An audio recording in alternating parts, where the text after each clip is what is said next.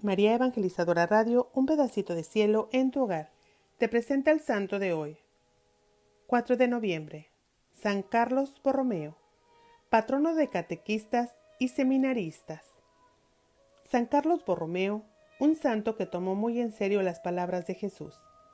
Quien ahorra su vida, la pierde, pero el que gasta su vida por mí, la ganará. Era un noble de alta alcurnia. Su padre, el conde Gilberto Borromeo, se distinguió por su talento y sus virtudes. Su madre, Margarita, pertenecía a la noble rama milanesa de los Medicis. Un hermano menor de su madre llegó a ceñir la tiara pontificia con el nombre de Pío IV. Carlos era el segundo de los varones entre los 6 hijos de una familia. Nació en el castillo de Arona, junto al lago Maggiore, el 2 de octubre de 1538. Desde los primeros años dio muestras de gran seriedad y devoción. A los 12 años de edad recibió la tonsura y su tío Julio César Borromeo le cedió la rica abadía benedictina de San Gracián y San Felino, en Arona, que desde tiempo atrás estaba en manos de la familia. Se dice que Carlos, aunque era tan joven, recordó a su padre que las rentas de ese beneficio pertenecían a los pobres y no podían ser aplicadas a gastos seculares, excepto lo que se le emplease en educarle para llegar a ser, un día, digno ministro de la Iglesia.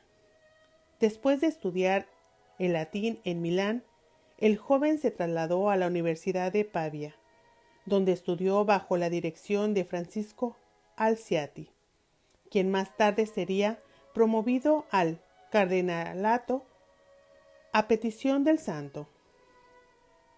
Carlos tenía cierta dificultad de palabra y su inteligencia no era deslumbrante, de suerte que sus maestros le consideraban como un poco lento.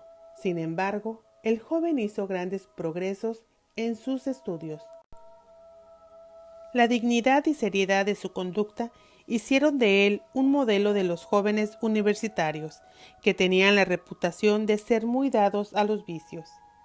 El conde Gilberto solo daba a su hijo una parte mínima de las rentas de su abadía, y por las cartas de Carlos vemos que atravesaba frecuentemente por periodos de verdadera penuria, pues su posición le obligaba a llevar un tren de vida de cierto lujo. A los 22 años, cuando sus padres ya habían muerto, obtuvo el grado de doctor. Enseguida retornó a Milán, donde recibió la noticia de que su tío, el cardenal de Medici, había sido elegido papa en el conclave en el año 1559, a raíz de la muerte de Pablo IV. A principios del año 1560, el nuevo papa hizo a su sobrino cardenal diácono y el 8 de febrero le nombró administrador de la sede vacante de Milán, pero, en vez de dejarle partir, le retuvo en Roma y le confió numerosos cargos. En efecto, Carlos fue nombrado en rápida sucesión legado de Bolonia, de la Romaña y de la Marca de Ancona, así como protector de Portugal, de los Países Bajos, de los cantones católicos de Suiza y además de las órdenes de San Francisco, del Carmelo, de los Caballeros de Malta y otras más. Lo extraordinario es que todos esos honores y responsabilidades recaían sobre un joven que no había cumplido aún 23 años y era simplemente clérigo de órdenes menores. Es increíble la cantidad de trabajo que San Carlos podía despachar sin apresurarse nunca, a base de una actividad regular y metódica. Además, encontraba todavía tiempo para dedicarse a los asuntos de su familia, para oír música y para hacer ejercicio. Era muy amante del saber y lo promovió mucho entre el clero, para lo que fundó en el Vaticano con el objeto de instruir y deleitar a la corte pontificia una academia literaria compuesta de clérigos y laicos, algunas de las cuyas conferencias y trabajos fueron publicados entre las obras de San Carlos con el título de Noctes Vaticanae.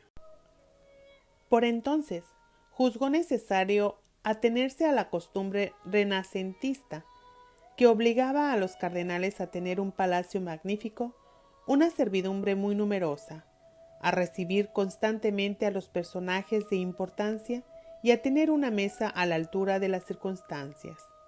Pero en su corazón estaba profundamente desprendido de todas esas cosas. Había logrado mortificar perfectamente sus sentidos y su actitud era humilde y paciente. Muchas almas se convierten a Dios en la adversidad. San Carlos tuvo el mérito de saber comprobar la vanidad de la abundancia al vivir en ella, y gracias a eso su corazón se despegó cada vez más de las cosas terrenas. Había hecho todo lo posible para prever al gobierno de la diócesis de Milán y remediar los desórdenes que había en ella. En este sentido, el mandato del Papa de que se quedase en Roma le dificultó la tarea. El venerable Bartolomé de Martiribus, arzobispo de Braga, fue por entonces a la ciudad eterna, y San Carlos aprovechó la oportunidad para abrir su corazón a ese fiel siervo de Dios, a quien indicó: «Ya veis la posición que ocupo. Ya sabéis lo que significa ser sobrino y sobrino predilecto de un papa, y no ignoráis lo que es vivir en la corte romana. Los peligros son inmensos. ¿Qué puedo hacer yo, joven inexperto? Mi mayor penitencia es el fervor que Dios me ha dado, y con frecuencia pienso en retirarme a un monasterio y vivir como si solo Dios y yo existiésemos».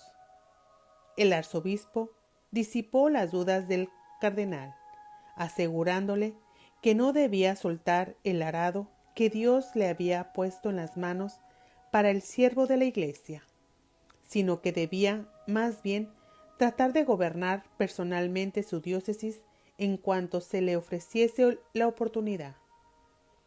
Cuando San Carlos se enteró de que Bartolomé de Martiribus había ido a Roma precisamente con el objeto de renunciar a su arquidiócesis, le pidió explicaciones sobre el consejo que le había dado, y el arzobispo hubo de usar de todo su tacto en tal circunstancia.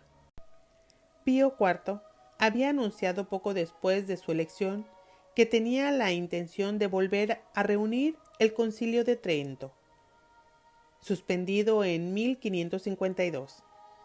San Carlos empleó toda su influencia y su energía para que el pontífice llevase a cabo su proyecto, a pesar de que las circunstancias políticas y eclesiásticas eran muy adversas. Los esfuerzos del cardenal tuvieron éxito y el concilio volvió a reunirse en enero de 1562. Durante 2 años que duró la sesión, el santo tuvo que trabajar con la misma diplomacia y vigilancia que había empleado para conseguir que se reuniesen.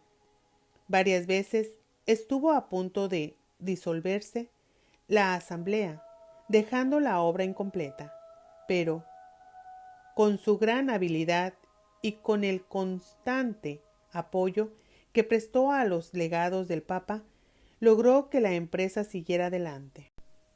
Así pues, en las 9 reuniones generales y en las numerosísimas reuniones particulares se aprobaron muchísimo de los decretos dogmáticos y disciplinarios de mayor importancia. El éxito se debió a San Carlos más que a cualquier otro de los personajes que participaron en la asamblea, de suerte que puede decirse que él fue director intelectual y el espíritu recto de la tercera y última sesión del Concilio de Trento. En el curso de las reuniones murió el conde Federico Borromeo, con lo cual San Carlos quedó como jefe de su noble familia, y su posición se hizo más difícil que nunca. Muchos supieron que iba a abandonar el estado clerial para casarse, pero el santo ni siquiera pensó en ello. Renunció a sus derechos en favor de su tío Julio y se ordenó sacerdote en 1563. 2 meses más tarde recibió la consagración episcopal, aunque no se le permitió trasladarse a su diócesis. Además de todos sus cargos, se le confió la supervisión de la publicación del Catecismo del Concilio de Trento y la reforma de los libros litúrgicos y de la música sagrada. Él fue quien recomendó a Palestrina la composición de la Misa Papae Maeseggi. Milán, que había estado durante 80 años sin obispo residente, se hallaba en un estado deplorable. El vicario de San Carlos había hecho todo lo posible para reformar la diócesis con la ayuda de algunos jesuitas, pero sin gran éxito. Finalmente, San Carlos consiguió permiso para reunir un concilio provisional y visitar su diócesis.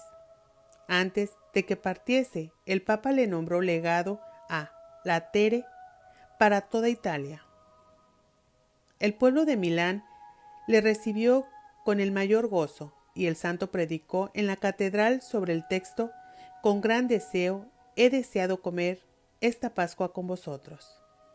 10 obispos sufragáneos asistieron al sínodo, cuyas decisiones sobre la observancia de los decretos del Concilio de Trento, sobre la disciplina y la formación del clero, sobre la celebración de los divinos oficios, sobre la administración de los sacramentos, sobre la enseñanza dominical del catecismo y sobre muchos otros puntos, fueron tan atinados que el Papa escribió a San Carlos para felicitarle. Cuando el santo se hallaba en el cumplimiento del oficio como legado de Toscana, fue convocado a Roma para asistir a Pío IV en su lecho de muerte, donde también le asistió San Felipe Neri.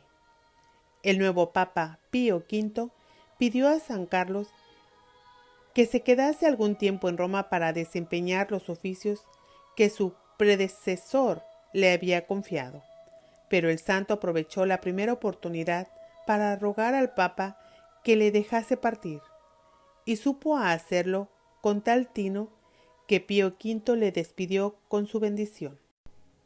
San Carlos llegó a Milán en abril de 1556 y enseguida empezó a trabajar enérgicamente en la reforma de su diócesis. Su primer paso fue la organización de su propia casa, puesto que consideraba el episcopado como un estado de perfección. Se mostró sumamente severo consigo mismo. Sin embargo, supo siempre aplicar la discreción a la penitencia para no desperdiciar las fuerzas que necesitaba en el cumplimiento de su deber, de suerte que aun en las mayores fatigas conservaba toda su energía. Las rentas de que disfrutaba era pinguez, pero dedicaba la mayor parte de las obras de caridad y se oponía decididamente a la ostentación y al lujo. En cierta ocasión, en que alguien ordenó que le calentasen el lecho, el santo dijo sonriendo: la mejor manera de no encontrar el lecho demasiado frío es ir a él más frío de lo que se pueda estar. Francisco Panigarola, arzobispo de Asti, dijo en la oración fúnebre por San Carlos: de sus rentas no empleaba para su propio uso más de lo absolutamente indispensable. En cierta ocasión, en que le acompañé a una visita del valle de Melsolcina, que es un sitio muy frío, le encontré por la noche estudiando, vestido únicamente con una sotana vieja. Naturalmente, le dije que si no quería morir de frío, tenía que cubrirse mejor, y él sonriendo me respondió: no tengo otra sotana. Durante el día estoy obligado a vestir la púrpura cardenalicia, pero esta es la única sotana realmente mía y me sirve lo mismo en el verano que en el invierno. Cuando San Carlos se estableció en Milán, vendió la vajilla de plata y otros objetos preciosos en 30.000 coronas, suma que consagró íntegramente a socorrer a las familias necesitadas. Su limosnero tenía orden de repartir entre los pobres 200 coronas mensuales, sin contar las limosnas extraordinarias, que eran muy numerosas. La generosidad de San Carlos dejó un recuerdo imperecedero. Por ejemplo, supo ayudar tan liberalmente al colegio inglés de Douai, que el cardenal Allen solía llamar a San Carlos fundador de la institución. Por otra parte, el santo organizó retiros para su clero. Él mismo hacía los ejercicios espirituales 2 veces al año y tenía por regla confesarse todos los días antes de celebrar la misa. Tenía el mayor respeto por la liturgia, de suerte que jamás decía una oración ni administraba ningún sacramento apresuradamente, por grande que fuese su prisa o por larga que resultase la función. Su espíritu de oración y su amor de Dios dejaban en los otros un gran gozo espiritual. Le ganaban los corazones e infundían en todos el deseo de perseverar en la virtud de sufrir por ella. Tal fue el espíritu de San Carlos que él aplicó a la reforma de su diócesis, empezando por la organización de su propia casa. Su casa estaba compuesta de 100 personas. La mayor parte eran clérigos, a lo que el santo pagaba generosamente para evitar que recibieran regalos de otros. En la diócesis se conocía mal la religión y se la comprendían aún menos. Las prácticas religiosas estaban desfiguradas y por la superstición y profanadas por los abusos. Los sacramentos habían caído en el abandono porque muchos sacerdotes apenas sabían cómo administrarlos y eran indolentes, ignorantes y de mala vida. Los monasterios se hallaban en la mayor desorden. La mayor parte de concilios provinciales, sínodos diocesanos y múltiples instrucciones pastorales, San Carlos aplicó progresivamente las medidas necesarias para la reforma del clero y del pueblo. Aquellas medidas fueron tan sabias que una gran cantidad de prelados las consideran todavía como un modelo y las estudian para aplicarlas. San Carlos fue uno de los hombres más eminentes en teología pastoral que Dios enviará a su iglesia para remediar los desórdenes producidos por la decadencia espiritual de la Edad Media y por los excesos de los reformadores protestantes. Empleando por una parte la ternura paternal y las ardientes exhortaciones, y poniendo rigurosamente en práctica, por la otra, los decretos de los sínodos sin distinción de personas, ni clases, ni privilegios, doblegó poco a poco a los obstinados y llegó a vencer dificultades que habría desalentado aún a los más valientes. San Carlos tuvo que superar su propia dificultad de palabra, a base de paciencia y atención, pues tenía un defecto en la lengua. A este propósito decía su amigo Aquiles: muchas veces me he maravillado de que, aun sin poseer elocuencia natural alguna, sin tener algún atractivo especial en su persona, haya conseguido obrar tales cambios en el corazón de sus oyentes. Hablaba brevemente, con suma de seriedad, y apenas se podía oír su voz. Sin embargo, sus palabras producían siempre efecto. San Carlos ordenó que se atendiese especialmente a la instrucción cristiana de los niños. No contento con imponer a los sacerdotes la obligación de enseñar públicamente el catecismo todos los domingos y días de fiesta, estableció la cofradía de la doctrina cristiana, que llegó a contar, según se dice, con 740 escuelas, 3,000 catequistas y 40,000 alumnos. Así pues, San Carlos fundó las escuelas dominicales 2 siglos antes de que Roberto Ríquez las introdujese en Inglaterra para los niños protestantes.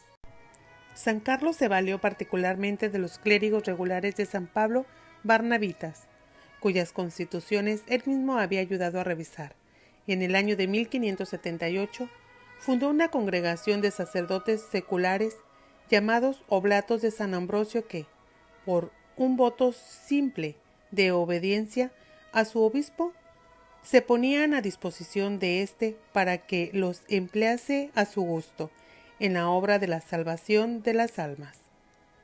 Pío VI formó parte más tarde de esa congregación, cuyos miembros se llaman actualmente Oblatos de San Ambrosio y San Carlos. Pero en todas partes se acogió bien la obra reformadora del santo, quien en ciertos casos tuvo que hacer frente a una oposición violenta y sin escrúpulos. En el año de 1567 tuvo una dificultad con el Senado. Ciertos laicos, que llevaban abiertamente una vida poco edificante y se negaban a prestar oídos a las exhortaciones del santo, fueron aprisionados por orden suya. El Senado amenazó con ese motivo a los funcionarios de la curia del arzobispo y el asunto llegó hasta el Papa y Felipe II de España. Entretanto, el alguacil episcopal fue golpeado y expulsado de la ciudad. San Carlos, después de considerar la cosa maduramente, excomulgó a los que habían participado en el ataque. Finalmente, el fallo sobre este conflicto de jurisdicción favoreció a San Carlos, ya que en la antigua ley un arzobispo gozaba de cierto poder ejecutivo. Pero el gobernador de Milán se negó a aceptar esa decisión. San Carlos partió por entonces a visitar 3 valles alpinos, el de Levantina, el de Bregno y la Riviera, que los anteriores arzobispos habían dejado completamente abandonados y donde la corrupción del clero era todavía mayor que la de los laicos, con los resultados que pueden imaginarse. El santo predicó y catequizó por todas partes, destituyó a los clérigos indignos y los reemplazó por hombres capaces de restaurar la fe y las costumbres del pueblo y de resistir a los ataques de los protestantes. Pero sus enemigos de Milán no le dejaron mucho tiempo en paz. Como la conducta de algunos de los canónigos de la colegiata de Santa María della Scala, que pretendían estar exentos de la jurisdicción del ordinario, no correspondiese a su dignidad, San Carlos consultó a San Pío V, quien le contestó que tenía derecho a visitar dicha iglesia y a tomar contra los canónigos las medidas que juzgase necesarias. San Carlos se presentó entonces en la iglesia a hacer la visita canónica, pero los canónigos le dieron con la puerta en las narices y alguien hizo un disparo contra la cruz que el santo había alzado con la mano durante el tumulto. El Senado se puso a favor de los canónigos y presentó a Felipe II de España las más virulentas acusaciones contra el arzobispo, diciendo que se habían arrogado los derechos del rey, porque la colegiata estaba bajo el patronato regio. Por otra parte, el gobernador de Milán escribió al Papa amenazando con desterrar al cardenal Borromeo por traidor. Finalmente, el rey escribió al gobernador para que apoyase al arzobispo, y los canónigos ofrecieron resistencia algún tiempo, pero acabaron por doblegarse. Antes de que ese asunto se solucionase, la vida de San Carlos corrió un peligro todavía mayor. La orden religiosa de los Umiliati, que contaba ya con muy pocos miembros, pero poseía aún muchos monasterios y tierras, se habían sometido a las medidas reformadoras del arzobispo, pero los Umiliati estaban totalmente corrompidos y su sumisión había sido aparente. En efecto, intentaron por todos los medios conseguir que el Papa anulase las disposiciones de San Carlos, y al fracasar sus intentos, 3 priores de la orden tramaron un complot para asesinar a San Carlos. Un sacerdote de la orden llamado Jerónimo Donati Farina aceptó hacer el intento de matar al santo por 20 monedas de oro. Se obtuvo esa suma en la venta de los ornamentos de una iglesia. El 26 de octubre de 1569, Farina se apostó a la puerta de la capilla de la casa de San Carlos. En tanto que éste rezaba las oraciones de la noche con los suyos, los presentes cantaban un himno de Orlando di Lasso, y precisamente en el momento en que entonasen las palabras «Ya es tiempo de que vuelva aquel que me envió», el asesino descargó su pistola contra el santo. Farina consiguió escapar en el tumulto que se produjo. En tanto que San Carlos pensaba que estaba herido de muerte, encomendaba su vida a Dios. En realidad, la bala solo había tocado sus ropas, y su manto cardenalicio había caído al suelo, pero el santo estaba ileso. Después de una solemne procesión de acción de gracias, San Carlos se retiró unos días a un monasterio de Cartuja para consagrar nuevamente su vida a Dios.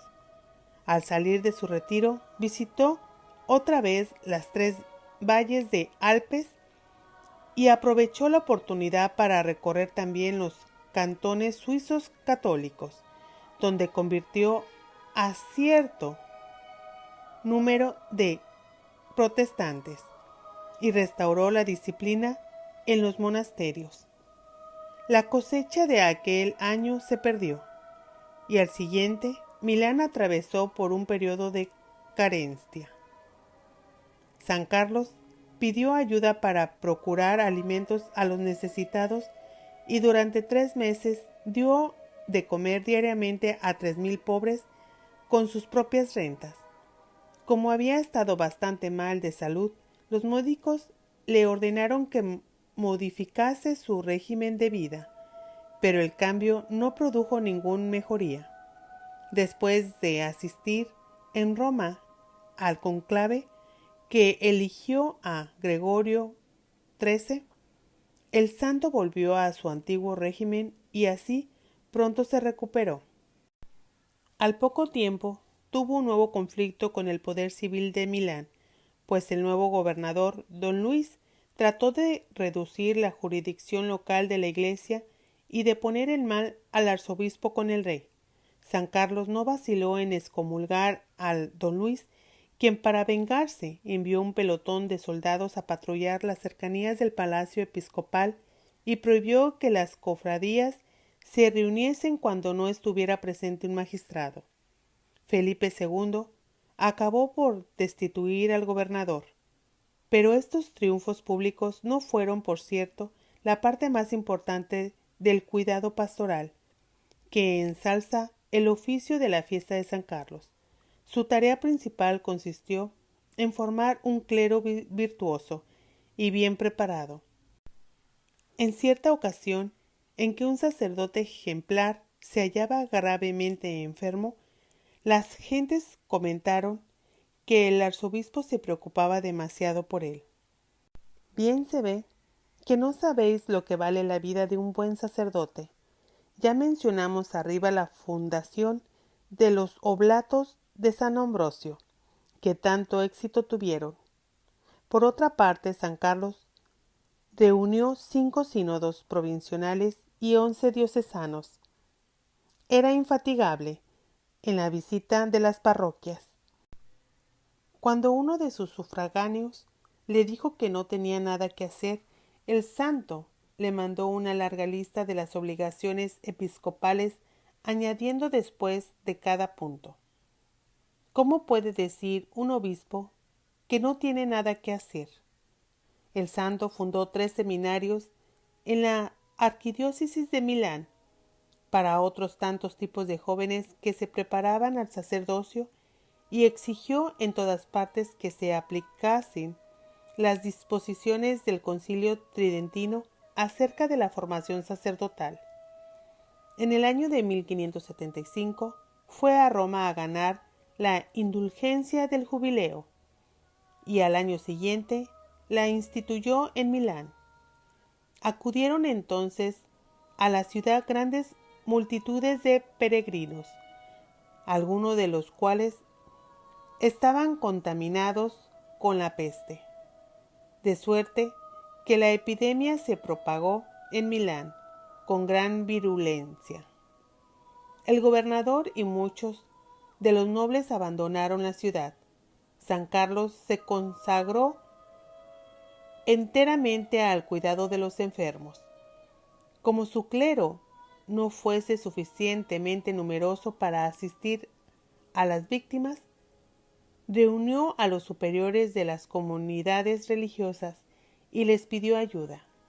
Inmediatamente se ofrecieron como voluntarios muchos religiosos, a quien San Carlos hospedó en su propia casa. Después escribió al gobernador, don Antonio de Guzmán, echándole en cara su cobardía, y consiguió que volviese a su puesto con otros magistrados, para esforzarse en poner coto al desastre. El hospital de San Gregorio resultaba demasiado pequeño y siempre estaba repleto de muertos, moribundos y enfermos, a quienes nadie se encargaba de asistir. El espectáculo arrancó lágrimas a San Carlos, quien tuvo que pedir auxilio a los sacerdotes de los valles alpinos, pues los de Milán se negaron, al principio, a ir al hospital.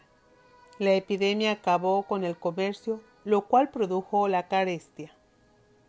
San Carlos agotó literalmente sus recursos para ayudar a los necesitados y contrajo grandes deudas.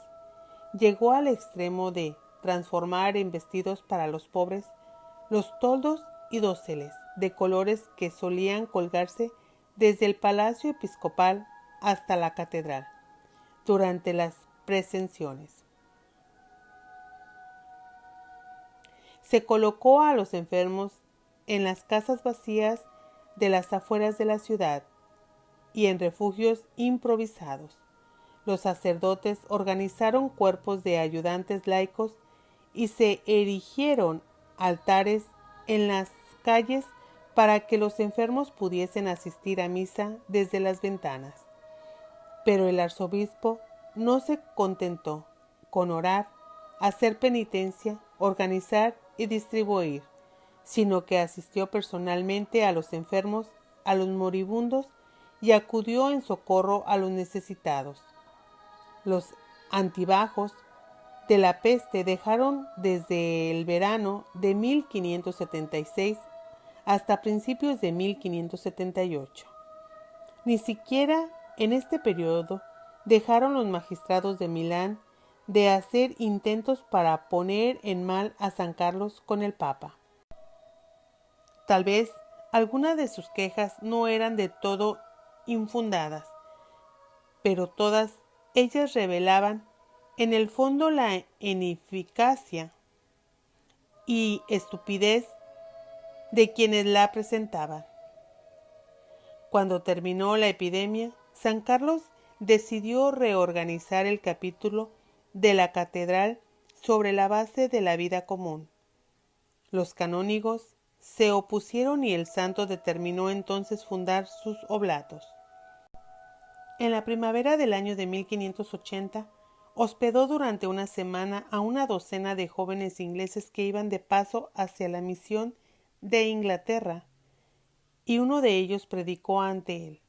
Era el beato Rodolfo Chetwynd, quien 1 año y medio más tarde había de morir por la fe en Londres. Poco después, San Carlos le dio la primera comunión a San Luis Gonzaga, que tenía entonces 12 años. Por esa época viajó mucho y las penurias y fatigas empezaron a afectar su salud. Además, había reducido las horas de sueño y el Papa hubo de recomendarle que no llevase demasiado lejos el ayuno cuaresmal. A finales del año de 1583, San Carlos fue enviado a Suiza como visitador apostólico en Grionson. Tuvo que enfrentarse no solo contra los protestantes, sino también contra un movimiento de brujas y hechiceros. En Roveredo, el pueblo acusó al párroco de practicar la magia y el santo se vio obligado a degradarle y entregarle el brazo secular. No se avergonzaba de discutir pacientemente sobre puntos teológicos con las campesinas protestantes de la región, y en cierta ocasión hizo esperar a su comitiva hasta que consiguió hacer aprender el Padre Nuestro y el Ave María a un ignorante pastorcito.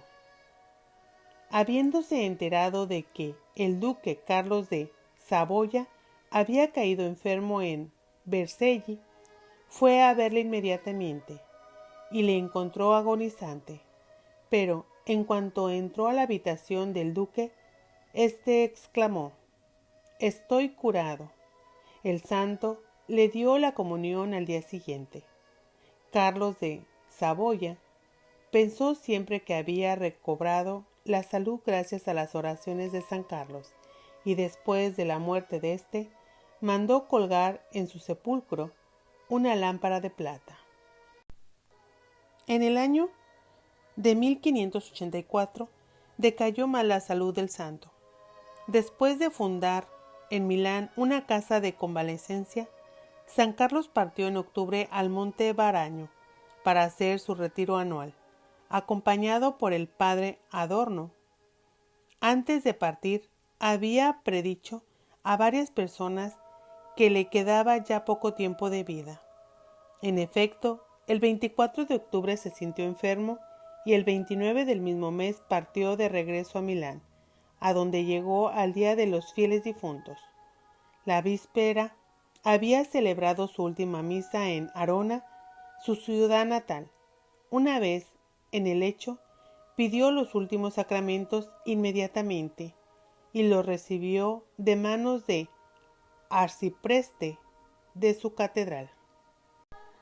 Al principio de la noche del 3 al 4 de noviembre, murió apaciblemente mientras pronunciaba las palabras esse venio. No tenía más de 46 años de edad. La devoción al santo cardenal se propagó rápidamente.